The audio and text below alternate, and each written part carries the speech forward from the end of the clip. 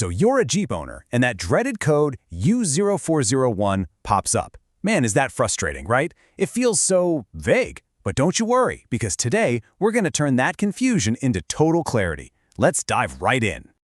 Okay, so there it is. That check engine light is just glaring at you from the dashboard, and the scanner spits out U0401. It sounds super technical and, honestly, not very helpful. So what is your Jeep actually trying to tell you? That is the exact question we're going to answer. All right, so what does it really mean? Officially, U0401 stands for Invalid Data Received. Think of it this way. Two of the most important computers in your Jeep are trying to have a conversation, but one of them is getting a garbled message, maybe just static or nothing at all. You know, the best way to picture this is like a bad cell phone connection. Imagine your Jeep's main computer, we'll call it the brain, is trying to call up the computer that controls the suspension, but the line is full of static, and the message just isn't getting through clearly. That simple idea? That's code U0401 in a nutshell. So if we're going to figure out where this garbled phone call is coming from, we've got to know who's on the line, right? Let's meet the key players who are part of this super important conversation happening inside your Jeep. First up, you've got the big boss, the Powertrain Control Module, or PCM for short. This thing is the master controller, the central brain of the whole operation. It's managing the engine, the transmission, basically all of your vehicle's performance. It's the one making the call. And on the other end of that line, that would be the Active Damping Control Module, or ADCM. This is a specialized computer, and its only job is to manage your Jeep's active suspension. It's constantly getting orders from the brain to adjust the ride and keep everything smooth. It's the one that's supposed to be answering the phone.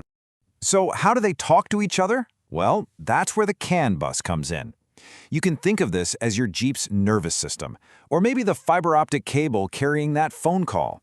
It's the communication highway that lets the brain and the suspension module talk to each other all the time. All right, so now we know our three main characters, the PCM brain, the ADCM suspension module, and the CAN bus that's the phone line between them. Now we can actually start investigating and find out where this communication is breaking down.